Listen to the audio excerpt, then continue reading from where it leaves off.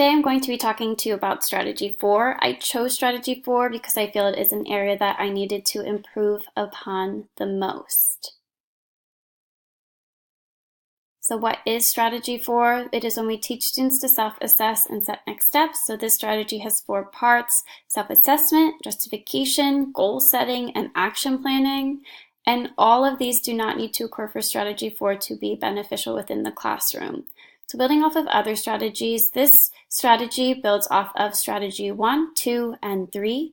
And this is a destination strategy, meaning this is where we want students to be as a result of learning in the classroom.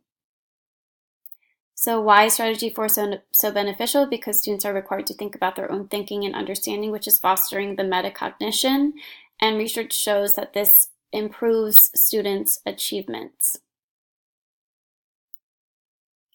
And feedback and self-assessment. By asking students to self-assess their own work before providing feedback, it allows the feedback to be looked at in a more positive light. You use these 2 strategies reciprocally for high student benefits. 3-minute conferences is a good strategy to use for this.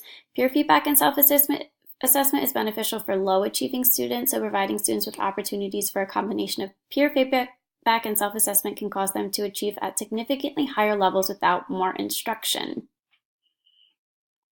How to ensure accuracy with self-assessment: make learning targets known, provide practice with rubrics, model the thinking that you do when self-assessing, practice self-assessing before providing feedback, and ensure psychological safety. So what is psychological safety? It's whether the student feels emotionally safe enough to render an accurate judgment. So judgments can skew low because students don't want to be overly prideful. They can also skew high because students don't want to feel embarrassed.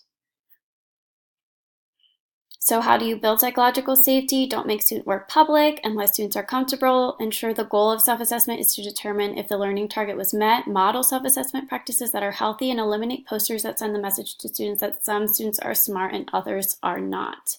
So some assessment strategies that you can use in the classroom are stars and stares. So this is a self-assessing and goal setting activity. So students determine what they've done well, a star, and what they can do next time, which is their stare. Another strategy is the learning chains. So as students complete a learning target, they complete a chain. And when students collect enough chains, they can connect them to make one long learning chain. Another strategy, I am learning to I can. So begin with a I am learning statement, and after students have reached the learning target, they create an I can learning statement and place it with evidence of their mastery. And this can be added into a portfolio for students to track progress. Last, the note home. So students can write a note to someone at home explaining where they are now and what they want to do next. And this is involving then parents or guardians in the student learning process. Using pretest results. So using a pretest chart, students can determine targets they already know and targets they still need to work on, and then students can use their understanding to determine their level of understanding based on a 1 to 3 scale, 1 being not well and 3 being well. Self-assessing with tests, so completing a review my results activity page, students examine incorrect answers, determine if they are able to correct them, and then they analyze their results. They can figure out what they're good at, what they need to review, and what they need to keep learning. Using rubrics, students can underline phrases that describe their work in different colors, then justify it by finding these features in their own work and underlining them in the same color, then revising their work based on this. Creating goals. So goal setting maps out a path of next steps to sustain the commitment. So hard goals are needed, and they need to be specific and challenging. They require students to go above and beyond their current level. They focus attention on activities that will lead to accomplishing the goal. And then helping create goals, asking the question, where am I going? Where am I now? How can I close the gap? Creating goals involves identifying the target, describing the status, and outlining a plan of action.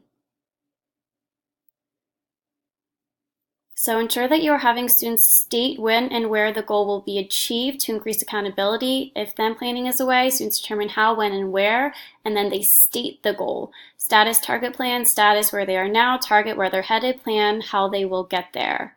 Wrapping it all up with Strategy 4, students are able to take control of their learning and build self-efficacy. Self-assessment and goal-setting activities yield information you can use to group students, to assign partners, to reteach, and dig deeper into understanding to enrich learning. Thank you for watching.